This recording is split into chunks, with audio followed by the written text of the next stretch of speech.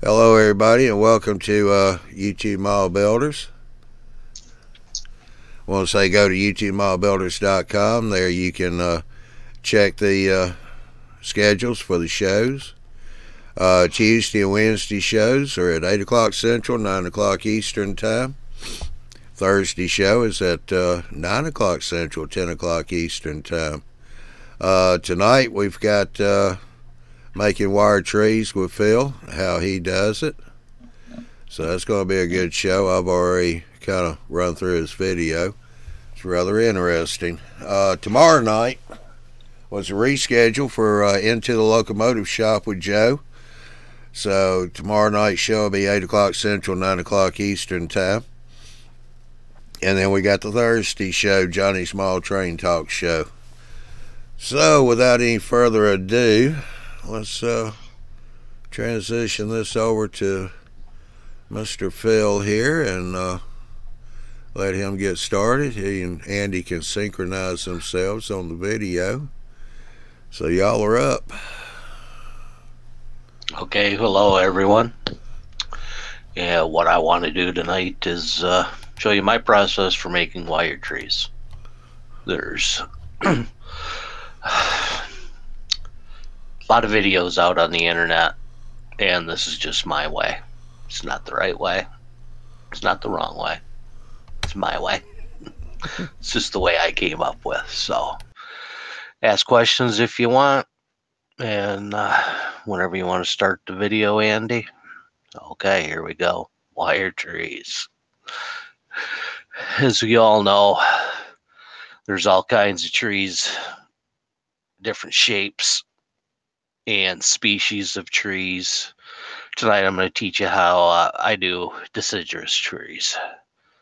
And there's trees you can look at out in the real world any time of the seasons that we have, or a location in the US or in other countries. And what these pictures are here is just from north, south, east, west of what we have here in the States. Deciduous trees means trees with leaves, and your typical species are your maple tree, oak trees,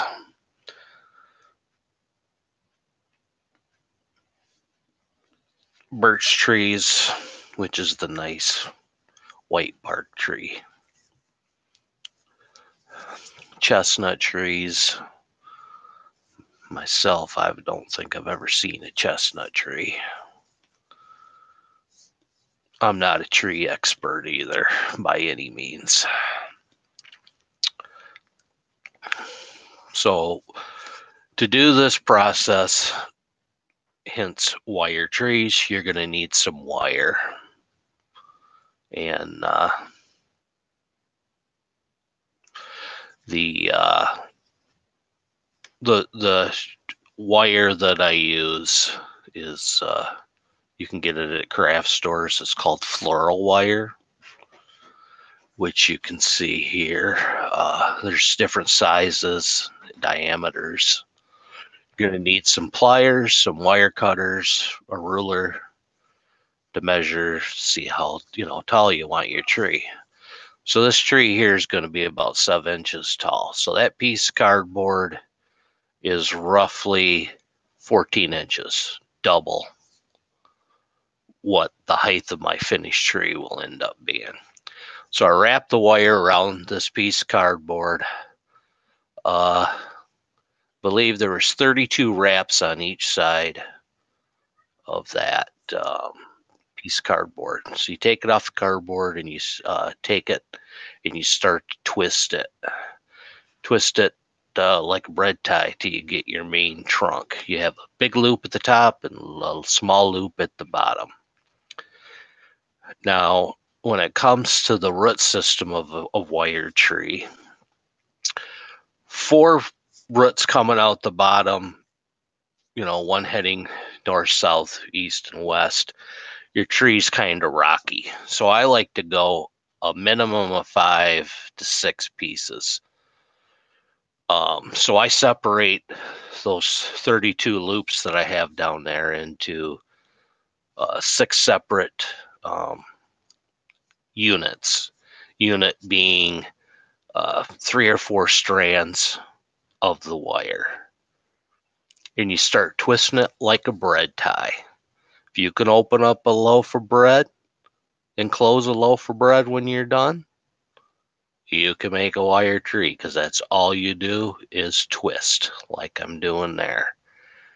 And so I'm breaking this amount down, and the key part here is when you get down to about the size of your fingernail, your small fingernail, your loop is finished. That will give you a nice end. And as you can see there, the tree stands up. Now I take my wire cutters, and I cut the very upper loop.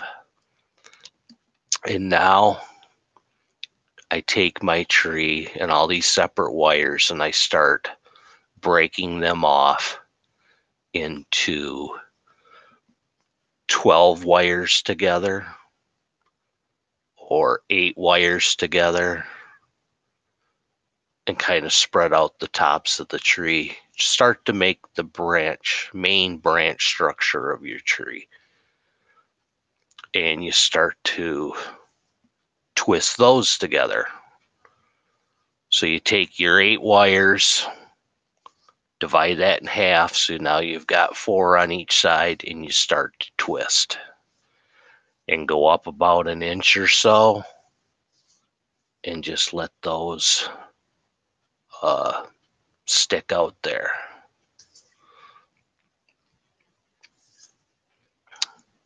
So now I've got my basic base structure of my branches. Now to continue with these branches,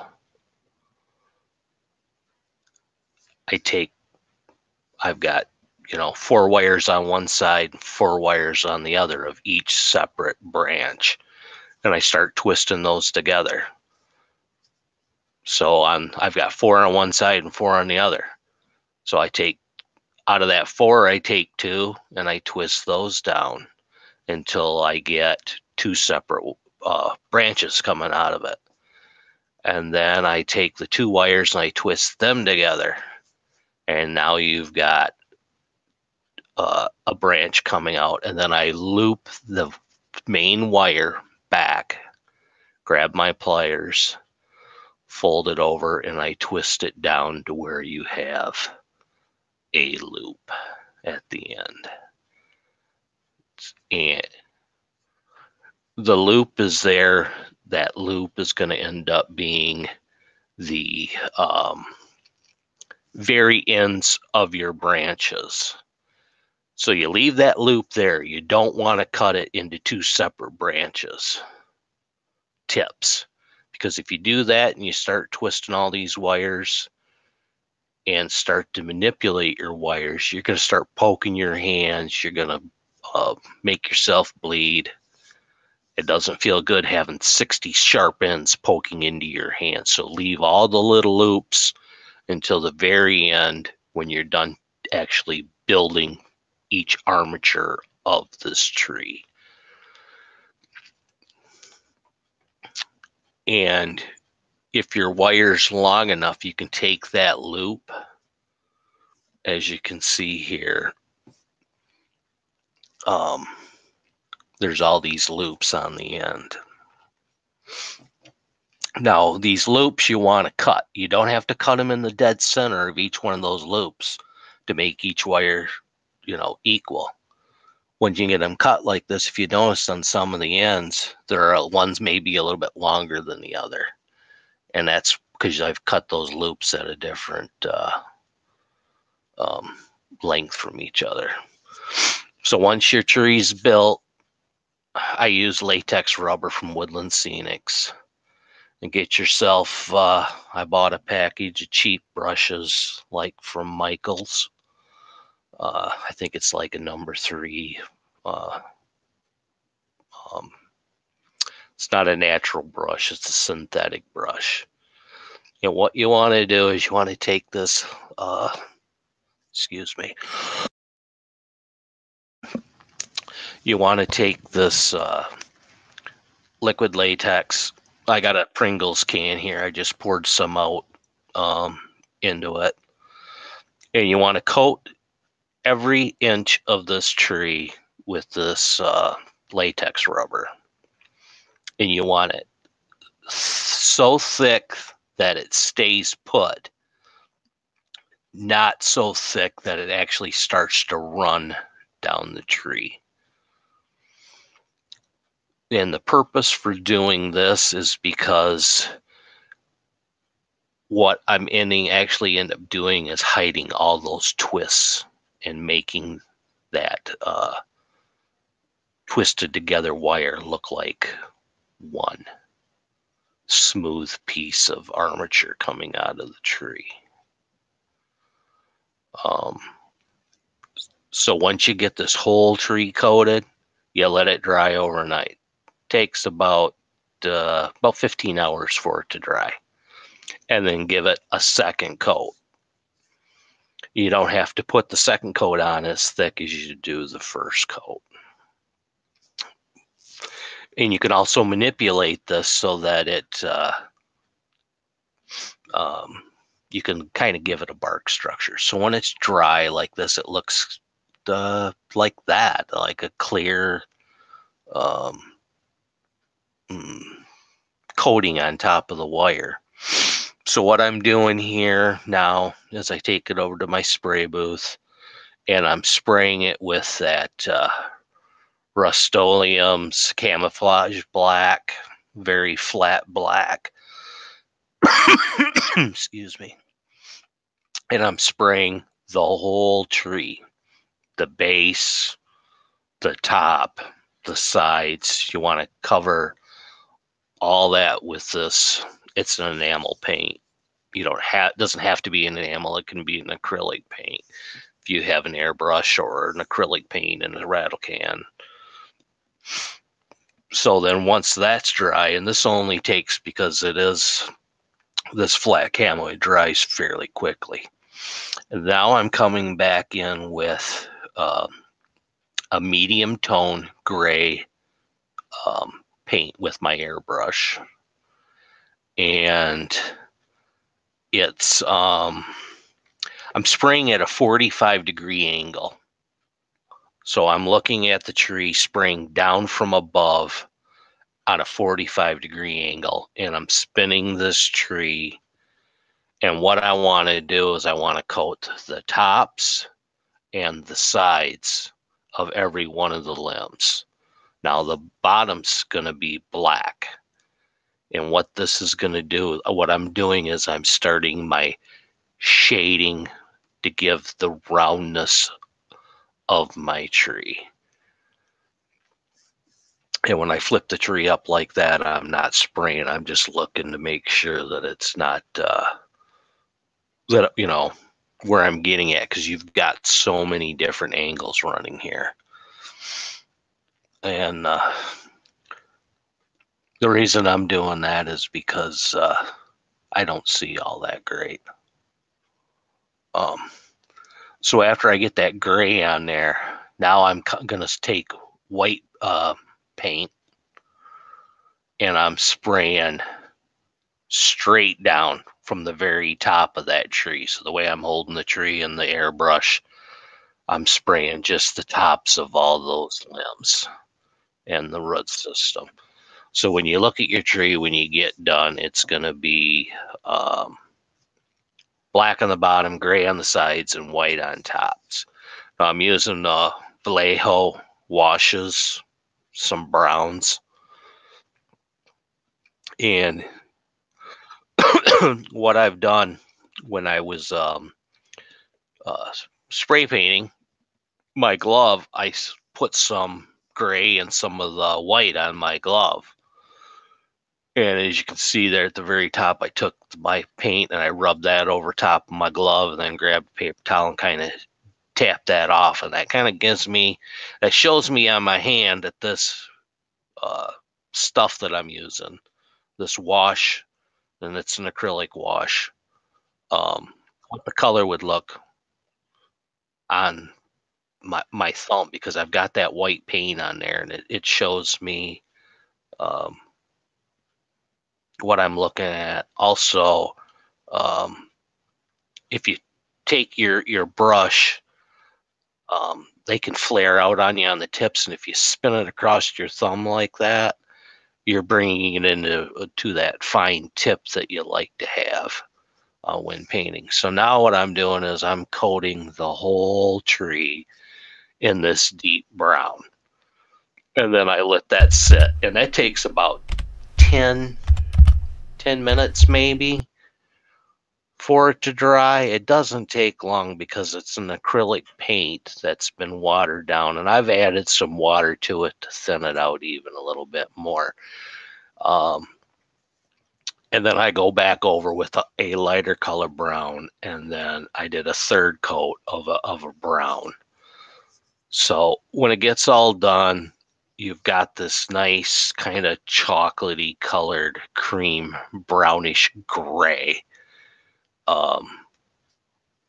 That because of the wash, and basically what a wash is a colored pigment paint and whatever pigment it is that's been, you know, formulated down with mediums to make it very thin and runny.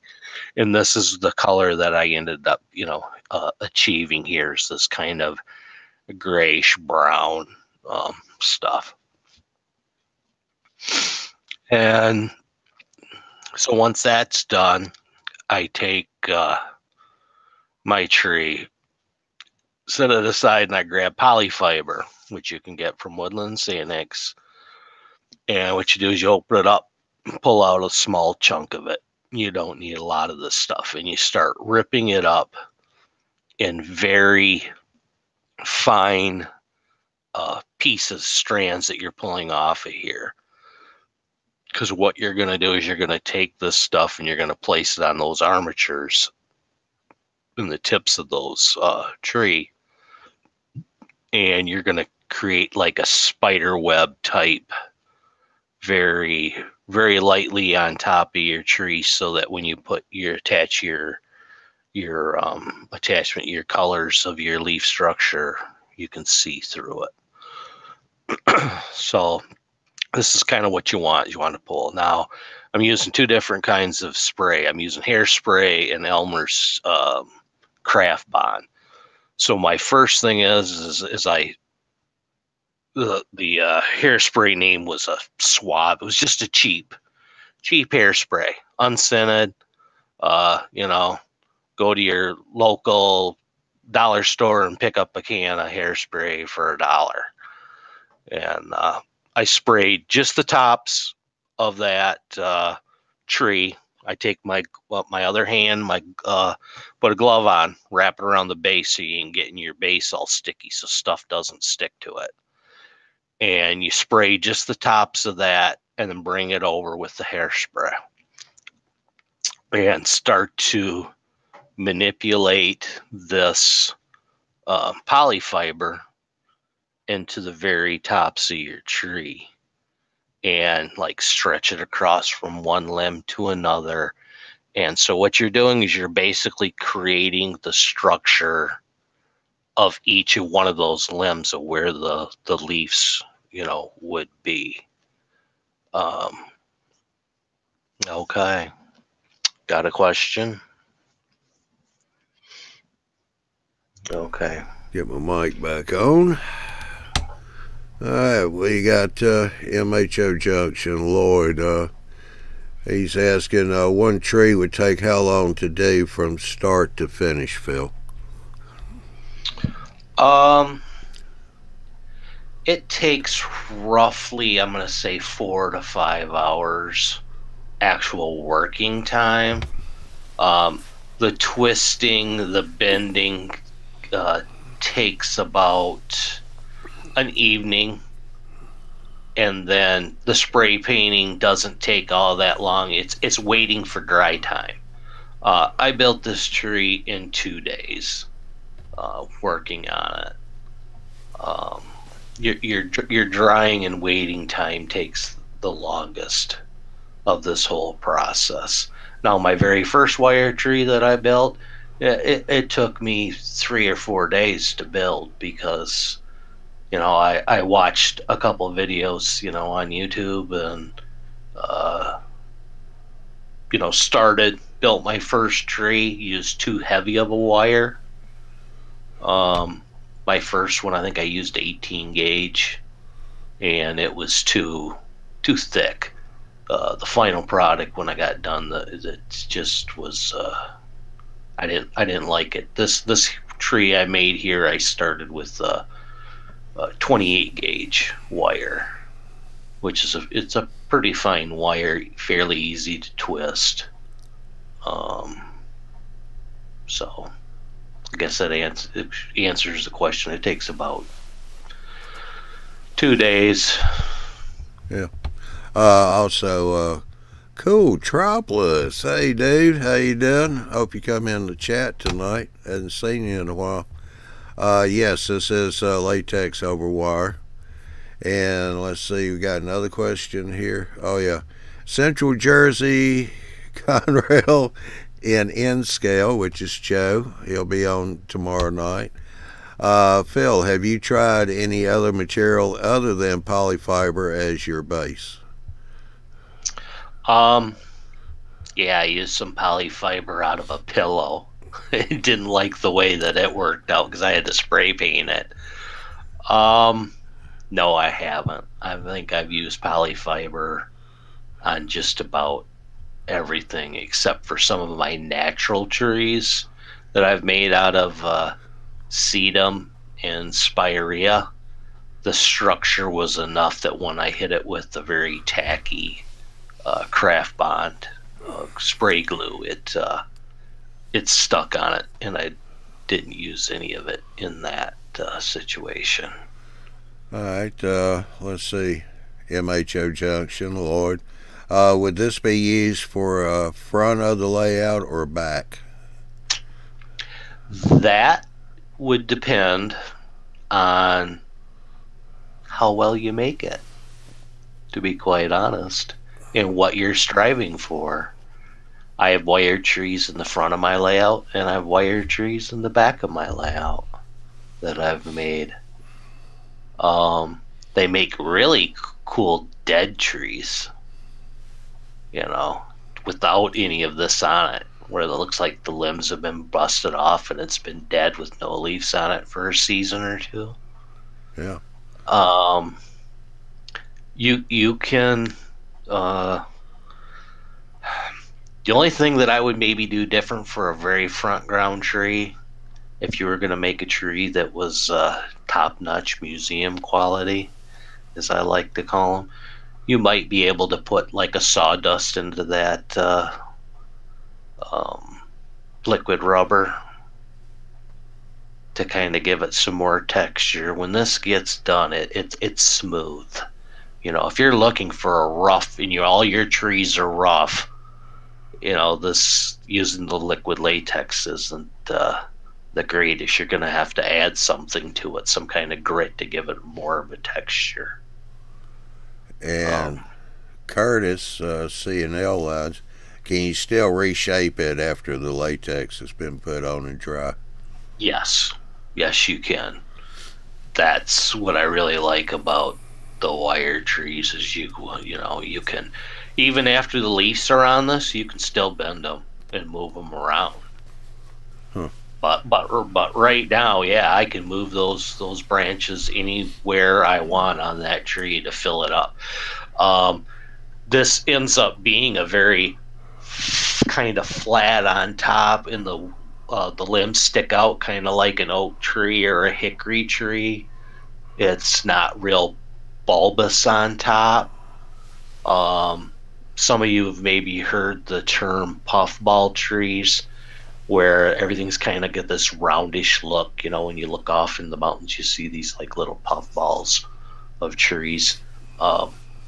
This tree could go from being like 5 to 7 inches as it sits right now, and you could bend those wires more straight up and make it kind of look more like a birch or a poplar type tree, and you could raise this tree up to 8 to 9 inches, maybe even 10 inches, just by how the wires are bent on it. Yeah. Lloyd said, I just need about 100 dead trees or autumn. Get started, Lloyd. Yeah. Yeah. The more you do, the faster you get. True. Let's see, Nathan here's. Nathan, I guess you came in a little late, but he asked, is it hard to make wire trees? No, it's really not. They're relatively easy. Just as Phil just said a little earlier, it only took him about 2 days to do this one. A lot of it's just waiting, drying time on the latex and the paint. Alrighty, so I guess we'll restart. Oh, let's see here. Yeah, Sparky is wanting to know, is it a art that you have to practice a bit, Nathan, but it is your imagination? Oh, he's making a statement to Nathan. Okay. Okay. So I'm placing this polyfiber on there, and getting ready to the next step. Once you get this polyfiber on, I'm gonna switch over to the craft spray glue, which is a lot more tacky. You can see right now I got both my hands are free. That hairspray is pretty much just about all the tack has gone out of that. You've got 15-20 minutes working time. What I'm going to put on top, I'm going to use Woodland Scenics. This is just a pile of all the stuff I got. You can pause that if you would, Andy. That pile of stuff, Woodland Scenics ground foam, crushed leaves from my own yard, I'm trying to think of the name of it. The stuff you get from Scenic Express, it was in that pile.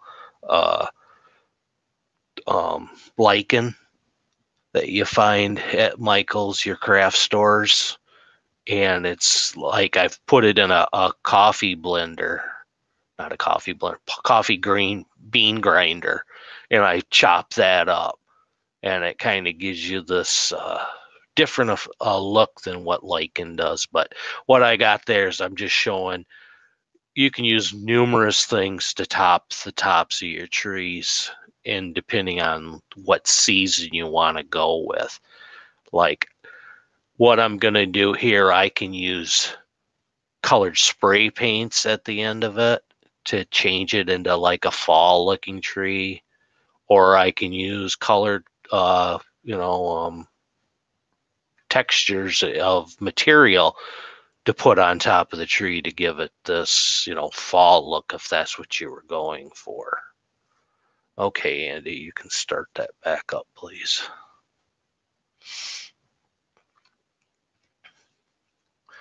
So I'm using the stuff on the left now. It's Elmer's Craft Bond. You can get it at any, hobby store, or craft store. You can also go to Wally World and get it for $3 cheaper there.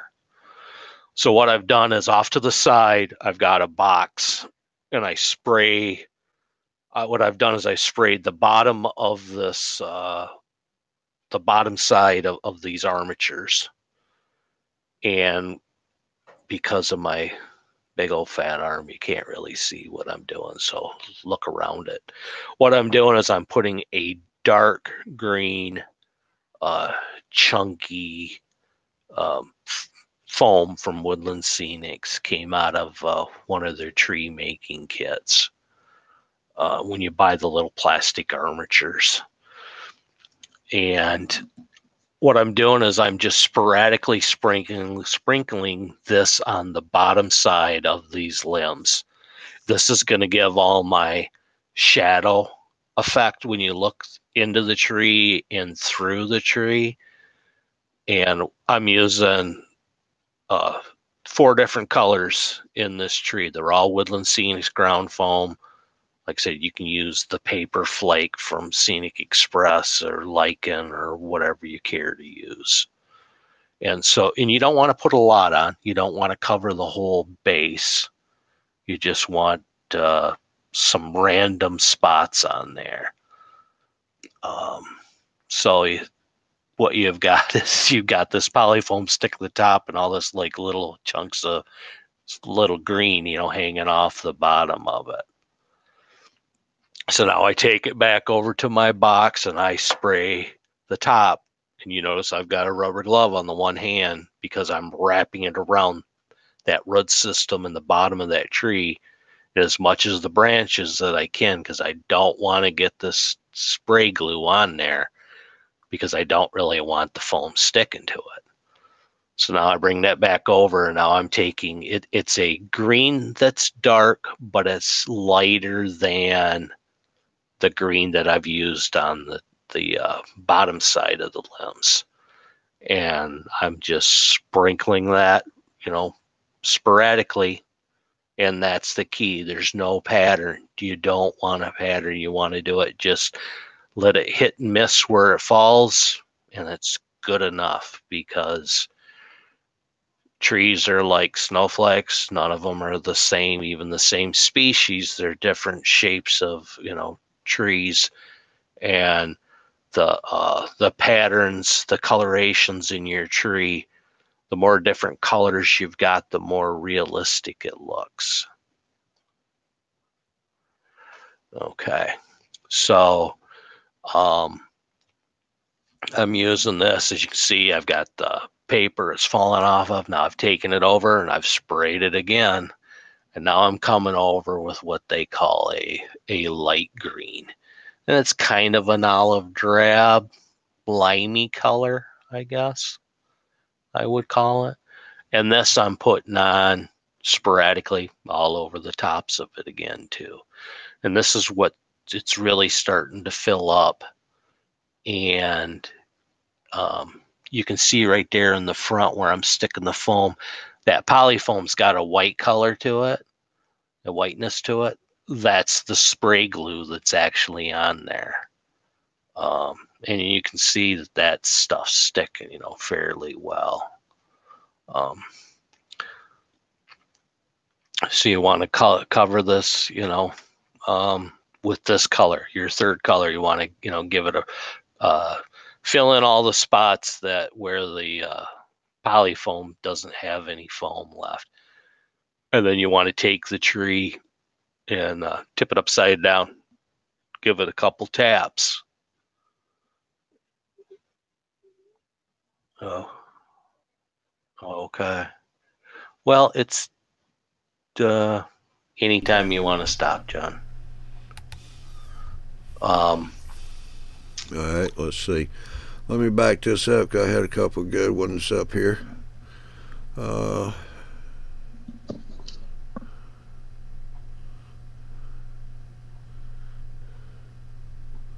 Okay, Sam Cool, 844S3. How many trees is too much in one area? How many trees is too much in one area?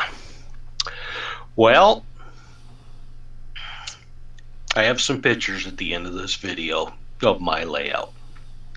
I have made roughly, I'm going to say, 40 to 50 trees. I'm basically done making trees on my layout. That was enough, because I have a lot of structure and track. And on my other side, there is no trees. There may be some small saplings or something, but my big trees are all done. I'm going to say your trunk should be 3 to 4 inches apart at the most. Or 2 inches apart, like on a distance like background trees. Your front trees, remember, you've got to reach through these to uncoupling. To do uncoupling, reach over top of them. So you don't want super big trees or anything where you're going to be uncoupling anything if you're doing switching. Spots where your train's just running by and you're never going to do any uncoupling, you can put that big 12-inch, tree in HO scale there. On my layout, I do have one tree that's 12 inches tall, and most of them are in the 8 to 10-inch, height and smaller. I think what makes a good-looking dense area of trees is heights and styles of trees. Makes it look more realistic to me. It's your own preference. You can always pull trees out and add trees, so whatever looks good to you, Sam. Yeah, and also, let's see, where'd he go? Oh, shucks. Oh, Mickey, 1969. What would be the best gauge wire to use? That probably depends on the tree. Yeah, that depends on the tree. You can use a thin gauge, the 26, the 28, 20. I find it's nice. It's fairly easy to bend. When you start getting into 3 or 4 of strands and you're trying to twist those together, it can get to be taxing. And when your fingers get tired, you need to stop, because if you do too much, when I first started making wire trees, if you do too much and keep going, you can do some damage to your fingers. So I like the thinner gauge and wrap more wraps around that piece of cardboard to get that big loop to begin with. And the reason I say use cardboard over, let's say, a piece of wood or anything like that, because cardboard can bend. You can, pull that out of the way. It's easy to get that wire off of. If you use, like, say, a 2x4 and you start wrapping that wire around it, and you're in the center of that 2x4, when it comes time to start to pull that wire off, that wood's not going to give where the cardboard gives, so it's easier to get off. And any other questions? Well, Sparky had a good idea up here. He's talking actually to Sam Cool, but makes good sense and a good idea to do. He said, go for a walk, take pictures of parks, wooded areas, people's street view, front yards. Just take pictures of all kinds of trees, because just like weathering, you want to have some pictures that you could look at to help you get the structure about like what you want. You don't even have to go for a walk. Go to your pictures that you've already taken, family events, anything. Look in the backgrounds. You're going to find trees. All right, well, I'll tell you what, Nathan, we're doing the trees tonight, and we're going to let you work on how to build the tree house. Let me know, and we'll be glad to do a show on that one.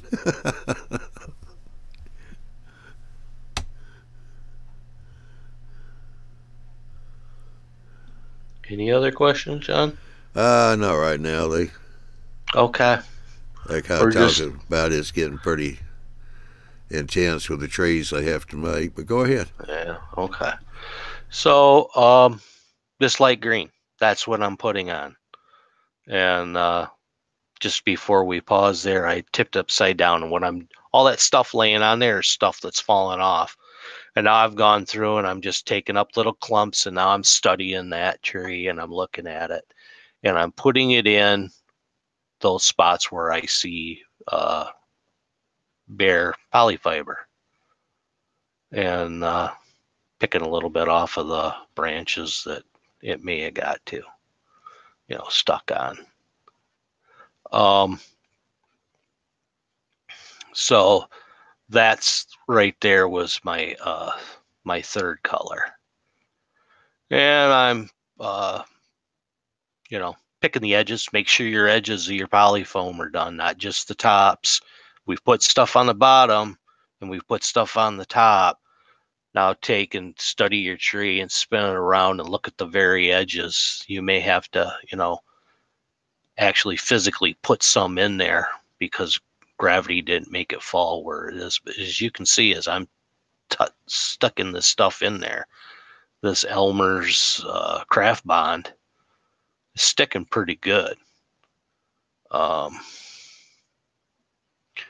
So now I'm going to go in and I'm going to take a very fine foam. It's called fine turf in the Woodland Scenic line. And I'm using a combination of burnt grass and earth are the two colors. And so basically it's like a brown. And all I'm doing right now is I'm just dusting little bits of this and letting it float down on top of the tree. I gave it just a dusting of hairspray. So I went back to the hairspray and I sprayed the top of this, and I'm just getting this to stick to the top of it. And you don't want a lot, you don't want clumps of it. And your tree it's done. I mean, all you got to do now is I go back through and I give everything a dull coat through my airbrush to seal everything up. You can use just hairspray. I've done that to trees. Use your can of hairspray and spray everything down with just the hairspray and let it dry. Because the hairspray, once it dries, it's not tacky anymore. And there's the tree that, I've made sitting there on the edge of my layout. That's basically how I make wire trees. If any of you have ever seen Luke Town, it's his technique, basically. And I don't think the only thing I've done different is my coloring, how I actually color my bark. These are some other pictures of the trees on my layout. There's all different kinds of trees there. That one there's a sedum tree that's made from a live plant once it's dead and dried out. That happens to be a armature from Woodland Scenics, one of their large ones. The pine trees in the front are bottle bush trees with lichen that are put on them. These are just shots of the trees that are on my layout. This one's made out of a sedum, a plant. The structure, instead of using wire, I'm using raw plant, dried out the armatures from them. And this is one of the large trees that's on my layout. The next shot will show the actual coloring of the well, maybe not. Thought it was in there. This tree is towards the front of mine, and with that light you can kind of see the gradations and the browns and stuff in the paint. And with this tree here, this next shot, you can see the gradations and the browns and stuff that's actually up inside that tree. I had to shine a flashlight up in there to get it to photograph. And these are some very small saplings, just 3 or 4 pieces of wire spun together, sprayed and dipped in different colors of ground up foam. And that's my presentation, guys, on how I make wire trees. And any other questions, I'd be more than happy to answer.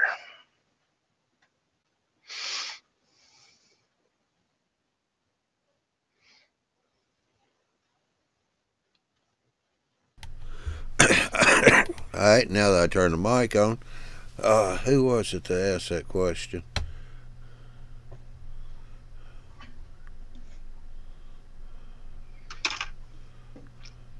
Oh, Ron's Trains and Things. How do you attach your trees to the layout? Good question. The plastic armatures, and I use a T-pen. I cut stick it up inside the plastic, and I nip the T part off and push that down into my foam. My wire trees, I use the ground goop. And if you've, listened to Andy at all, ground goop is your friend. I really like the stuff. You can take that root system that you've, made in your wired tree, put down some ground goop, squish that tree right down into that ground goop, and then take your fingertip, moisten it with some water and rub that ground goop and smooth it all out so it looks like the earth comes right into it and goes right, and then it's there. I mean, you could, if you grabbed a hold of it and gave it a real good tug, you probably could rip it off, but you're going to take some ground goop with it. But it's you're not going to walk by and bump the side of your layout, and it's not going to tip over on you. The actual trees that I made out of plant material, I've just cut a big, hole, drilled out a big hole in the bottom of my foam and stuck it down in there because it's in my wooded area, and there's all kinds of like little saplings and undergrowth and stuff. So you can't really see the root system. The root system works good for like lawns and pastures, maybe the side of a hill where you can see the one side of the root system, All right, I gotta do this. Okay.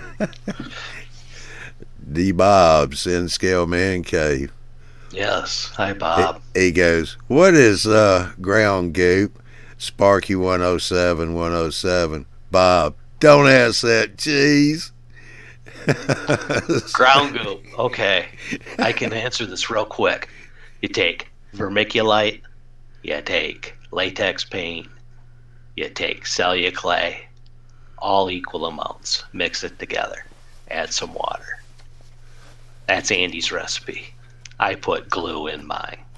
I put in, I usually do it in 4 cups of celluclay, 4 cups of vermiculite, 4 cups of paint, and 2 cups of glue and 2 cups of water. And I use the glue because it's, I like it on the front of my layout. It doesn't give, it kind of protects it a little bit. I have cats in my house, or right now I'm down to 1 cat. Cats can get up there. I haven't caught mine up there, but I'm gone, and I know that cat's been up there, So that's what ground goop is. Give it a try. It works great. It's easy to attach static grass to. It works great as a replacement if you don't like plaster.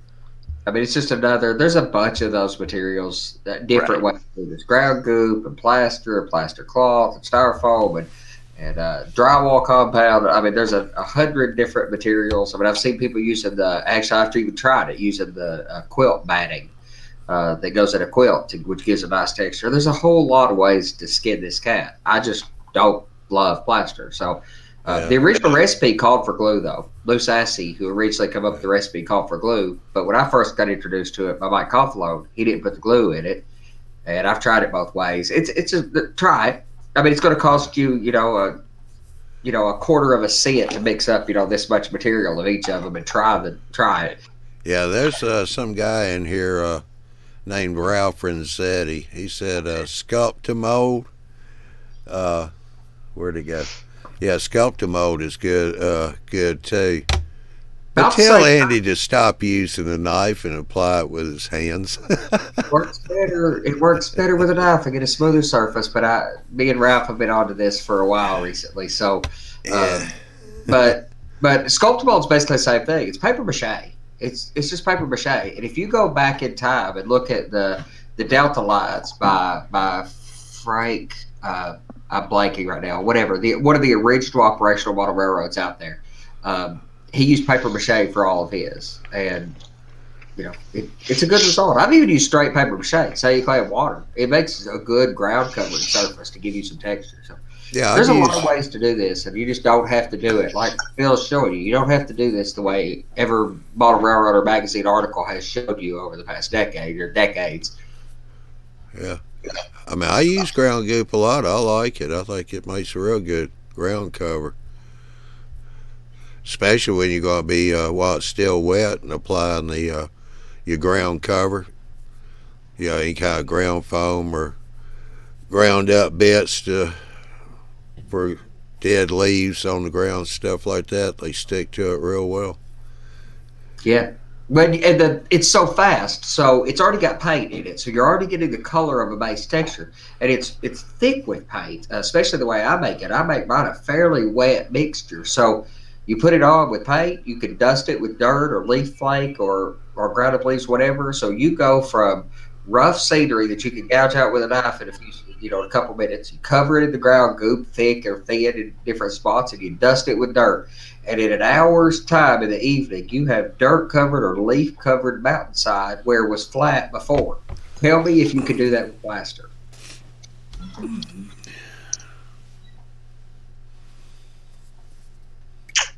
All right. Yeah, I can do that with plaster.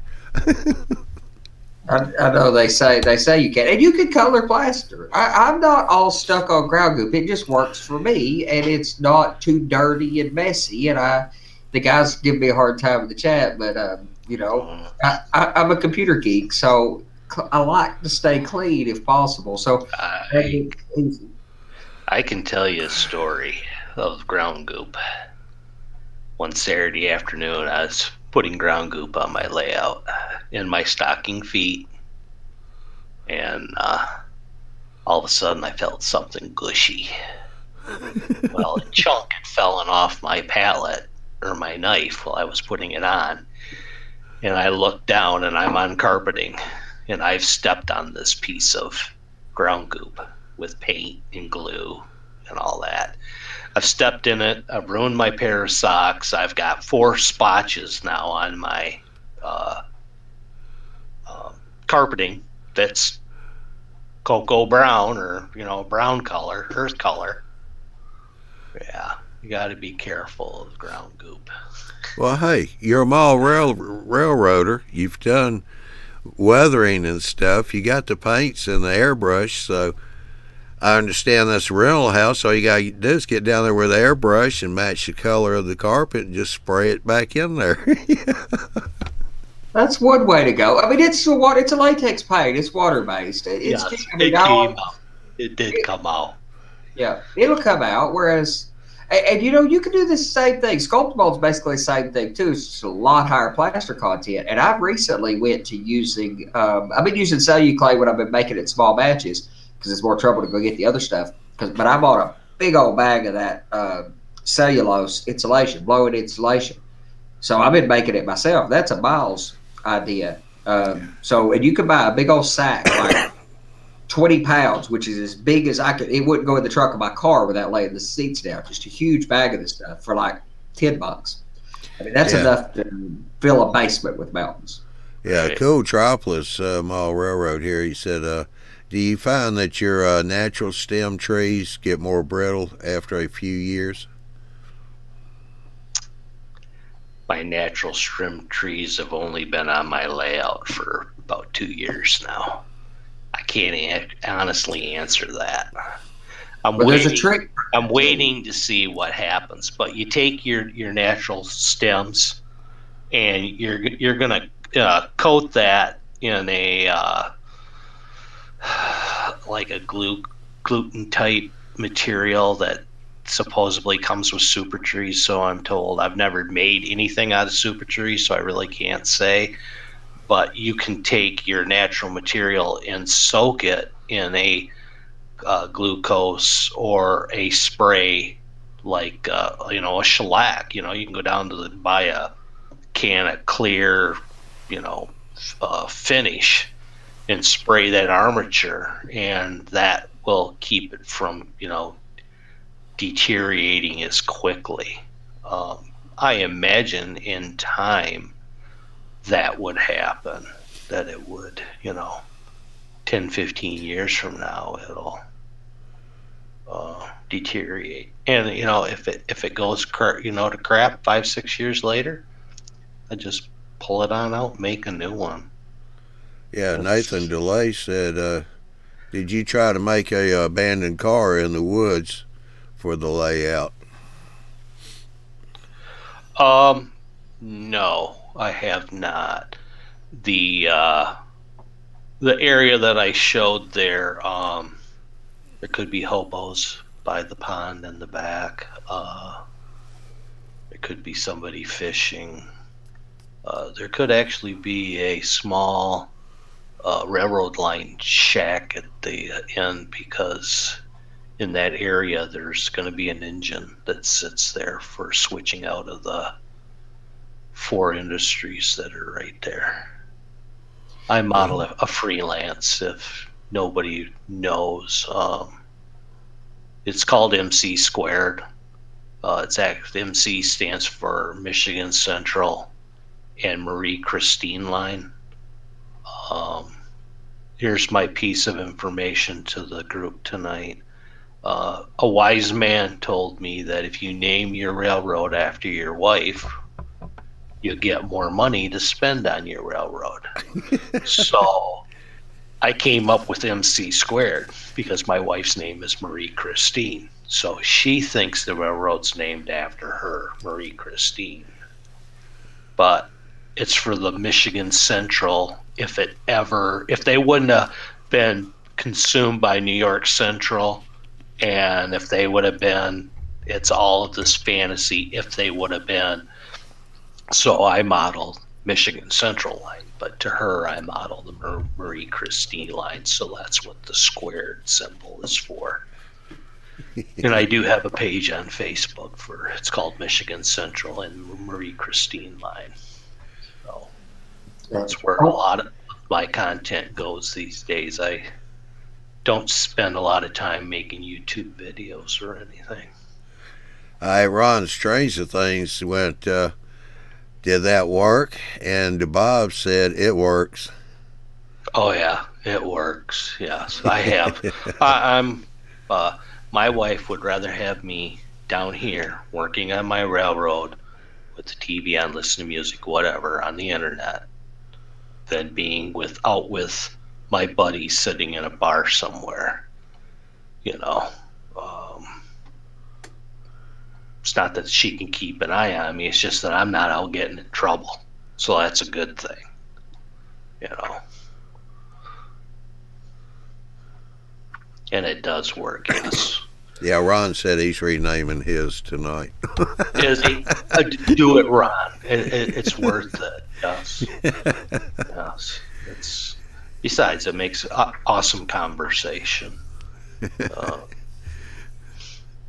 Matter of fact, my wife's so cool. She's talked about letting me build a helix going upstairs to the first floor level, and so she could run the Christmas train around the tree and then back down through the helix to lay out and back up.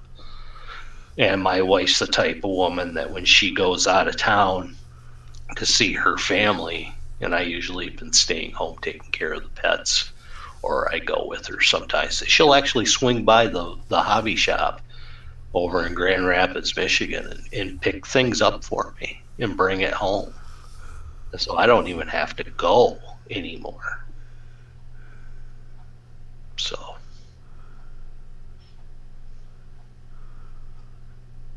You look stunned at that, Andy. My wife has the edge of tolerance with the edge of disdain. So, so it needs to be, the Angie and Western or something. I'm going to have to do something. But she's still sore over the layout room. So that's 3 years old. Well, yeah. So, well, that was your master bedroom, if I remember correctly. I can see that. And I don't know if my wife would be totally into having the train run through the top of my house and into our bedroom. So, thin scaler, Bob there, he's got the Bob man, he's got that. So there is some give and take. You can't compete with Bob. I mean, that's the biggest railroad in our community. I mean, that's more mainline track than any of us could probably ever hope for. So that's one way to get it. And my initial plan was to do that. Like everything else I take on, it becomes bigger than I intentionally planned for or whatever. Right. Yeah.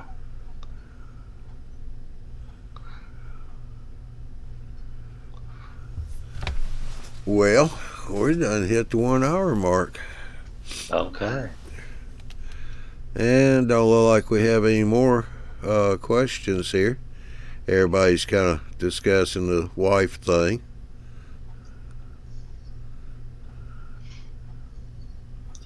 That's the best advice any model railroader could ever give another model railroader is how to make the wife happy. In technology circles, we call it, and maybe I've heard this in other places, but I hear this a lot in technology circles since I've been in home automation and home theater systems for years. Those guys talk about the WAF. You'll see WAF factor, the WAF is high. That's the wife acceptance factor. So when you're putting technology in your home, it needs to be usable. But that applies to our railroads too. Some of these railroads, can reach a high or low WAF. Yeah. Let's see, who was it? Yeah, DeBob said that he's about to buy 300 feet more of tracks soon. No. So 300 feet. That another bedroom's being taken over. Going out into the garage. Something. Yeah. Another kid left the house, so you got another room that you can take over. Yes. He's the only one of our group that has a layout that you could stretch a 150 car train out on or something. So Right. That works. And Bob's been my bad example with my wife for all these years since I came back, because I seen Bob's videos. One of the earliest things I started looking at a few years ago when I came back to the hobby, and I see that little shelf up high on the top. I was like, well, I want to buy a locomotive and play with it a little bit again. I was like, well, I can build this little shelf up here. So I don't want that living room. Well, I'll just go around the master bedroom, little 2-inch wide shelf around the top of the ceiling, no big deal. And then I was like, well, I can make it 6 inches wide, put a little scenery on it. Well, a foot wide, put a little scenery on it. Oh, I can move it down a little bit, just right above the door. And it slowly grew into 2 foot wide at eye level. Yeah, and then one day she's like, let's just move the bed out of here. This is never going to work. So I was like, well, what that sounds like to me is peninsula. So. Yeah. Yeah, DeBob said living rooms. All right. Is his next venture. All right. Yeah, Ron Stranger thing says 300 feet. That's nearly 10 miles in N scale. Both of them are doing N scale. All righty. Well, I'll tell you what. We'll go ahead and wind this one up. And do the good old transition here. Want to say go to YouTubeModelBuilders.com. There you can find the schedule for the Tuesday, Wednesday shows. Those are at 8 o'clock Central, 9 o'clock Eastern Time. The Thursday show is at 9 o'clock Central, 10 o'clock Eastern Time. All shows are recorded, so they are put on our YouTube channel, which is YouTube Model Builders. And they're all, a lot of them are, most of them are in different playlists. So if you're looking for a specific one, check out the playlists there. Make it easier to find. Tomorrow night's show is going to be Into the Locomotive Shop with Joe and Big Bill. Joe sent me a text today saying that he's going to be back down in his layout room on tomorrow night's show. So that should be pretty interesting. And then we got the Thursday Johnny Small Train Talk Show. And that'll pretty well wind up this month. Yep. They'll wind up this month. So I want to say thank you to everybody that's in the live chat tonight. Phil, thank you very much for the show tonight. That was very interesting. You're welcome, John. Andy, appreciate you being here helping out because of technical difficulties. Andy was screen sharing the video so we could get it all to work right tonight. It was not a technical difficulty. Tell the truth. He did it so I could actually see the screen. No, I couldn't show it. And you'd be able to see the screen. Yeah. Technical difficulty on my side. I hadn't learned how to do that yet. or figured it out completely. But I was talking with a Lofty End Scaler this weekend, and we were working on a way to do it, and I still couldn't pull it off with the setup I've got here. Alright, so I want to say thank you to everybody, and we shall see you tomorrow night for Into the Locomotive Shop. 8 o'clock Central, 9 o'clock Eastern Time. Y'all have a good evening, and we'll see you later.